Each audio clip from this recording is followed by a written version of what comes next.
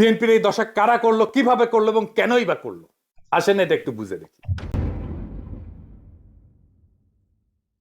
ওয়াকার আর তার পোষা ডিজিএফআই এর প্ল্যান এটা। বিএনপি যখনই ইন্ডিয়ার খপ্পর থেকে বাইরে হয়েছে তখনই বিএনপির চান্দাবাজ দুর্বৃত্ত অংশকে আশকারা দিয়ে মাঠে নামাইছে ডিজিএফআই। তাদের ইন্টেলেকচুয়াল সাপোর্ট দিছে বিরানি আলম, কচুঘাতি সহ অনেকেই, যারা বাংলাদেশে অ্যান্টি হাসিনা অ্যান্টি ফ্যাসিস্ট রাজনৈতিক বুক দিয়ে আগলায় রাখতে পারে তাদের বিরুদ্ধে ক্যাম্পেইন শুরু করছে এরা। এই কচুখেতি জুলকার নাইন সাহেব যা বলবে মনে করবেন এটা ওয়াকারের কথা, এটা ডিজিএফআই এর কথা। ও ডিজিএফআই থেকে মাসোহারা পায়। তারেক রহমান আর প্রফেসর ইউনূসের মিটিং হওয়ার পর আমি বলছিলাম ইন্ডিয়া আপাতত পরাজিত হয়েছে, কিন্তু ওয়াকার নতুন প্ল্যান নিয়ে মাঠে নামবে, মনে আছে না? ডিজিএফআই এর লক্ষ্যই ছিল বিএনপির বেপরোয়া অংশকে দিয়া এমন অবস্থা তৈরি করা যেন বিএনপি ঘৃণিত রাজনৈতিক শক্তিতে পরিণত হয়।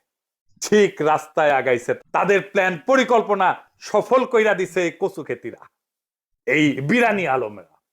এমনই প্ল্যান করছে ডিজিএফআই যেন বিএনপি কে একেবারে ধ্বংস করে দেওয়া যায়। আমরা যারা বিএনপির এই পতনকে দেশের বিপদ হিসেবে আইডেন্টিফাই করছিলাম, যখন বিএনপিকে অবধারিত পতন থেকে রক্ষার চেষ্টা করছিলাম, বিএনপির সমালোচনা শুরু করছিলাম, তখন ওই চিহ্নিত শয়তানগুলা আমাদের শত্রু হিসেবে চিহ্নিত করছিল, আমাদেরকে পরিচয় করাই দিয়েছিল বিএনপির কর্মীদের সামনে যে এরা বিএনপির শত্রু।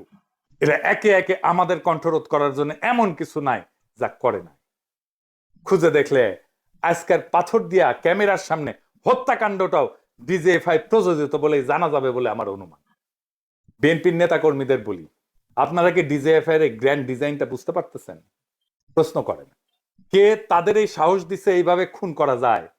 কে খুনের সময় ক্যামেরা নিখুঁত ভাবে ভিডিও করলো? চান্দা নেপে খুন করে একরকম, কিন্তু বিভৎস ভাবে খুনের স্পেকটাকল কার পরিকল্পনা? অবাক লাগে না? যেন ক্যামেরাম্যান জানতো এই ঘটনা ঘটবেই তার সামনে। নিখুঁত অ্যাঙ্গেল থেকে ভিডিও। বিরানি আলম আর কচুখেতিকে জিজ্ঞাসা করেন কেন তারা এইভাবে বিএনপির ক্ষতি করতে মরিয়া হয়েছিল। পিনাকি, ইলিয়াস, কনক এরা তো বিএনপির শত্রু না, শত্রু ছিল না। কেন তারা পিনাকি ইলিয়াসের পিছনে লাগিয়েছিল?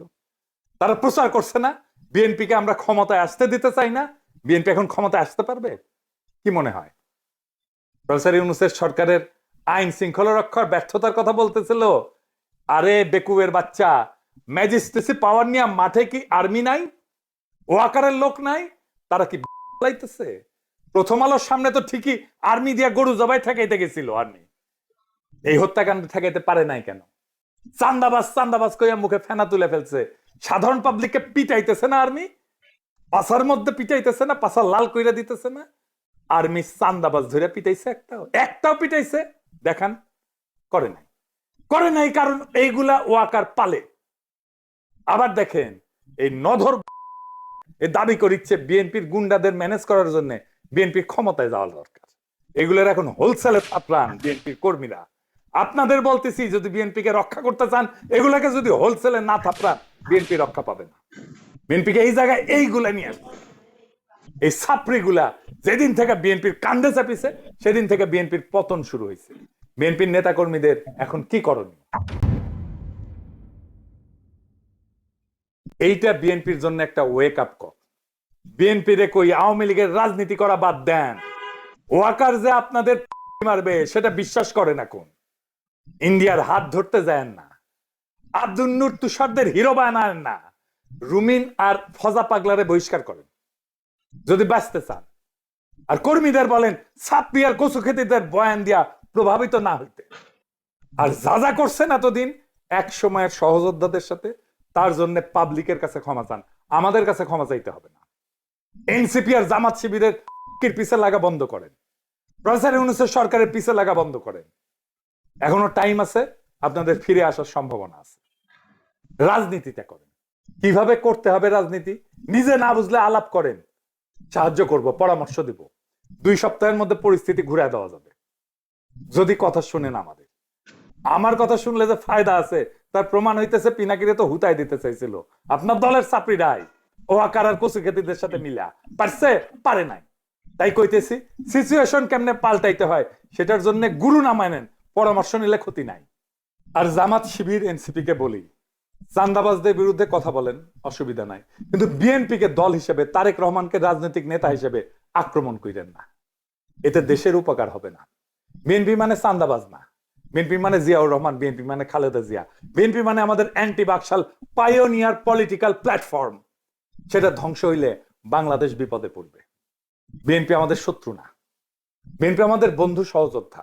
তার উপরে অভিমান হইতে পারে, কিন্তু ঘৃণা করা চলে না। রাজনৈতিক বিভ্রান্তি থাকতেই পারে, কিন্তু বিভেদ ডেকে আনা যাবে না। বিএনপি এই জাতির স্বতন্ত্র চেতনার এক অবিচ্ছেদ্য অধ্যায়। তারেক রহমান ভুল করতে পারেন, কিন্তু বিএনপিকে পুঙ্খানুপুঙ্খভাবে বাতিল করা মানে এদেশের গণতান্ত্রিক ধারাকে দুর্বল করা, এদেশের ফ্যাসিবাদ বিরোধী, ভারতীয় আগ্রাসন বিরোধী লড়াইকে দুর্বল করা। আমাদের শত্রু কিন্তু একটাই, ভারত সমর্থিত হাসিনার ফ্যাসিবাদ। সে জায়গায় দাঁড়ায় আমরা যদি নিজেদের ঘরে আগুন লাগাই, তবে মুক্তি আসবে না বাংলাদেশের মানুষের, আসবে বিভ্রান্তি আর ধ্বংস। তাই সমালোচনা করেন, সংশোধনের ডাক দেন, কিন্তু ধ্বংস ডেকে আনেন না। কারণ আমরা সবাই একই ঐক্যতানে বাঁধা, একই বিপ্লবের সৈনিক। এই সত্যটা ভুলেন না। এই সত্য ভুললে বিপ্লবকে রক্ষা করতে পারবেন না। বিপ্লবকে রক্ষা করাই আমাদের প্রথম কর্তব্য। ইনকিলাব জিন্দাবাদ।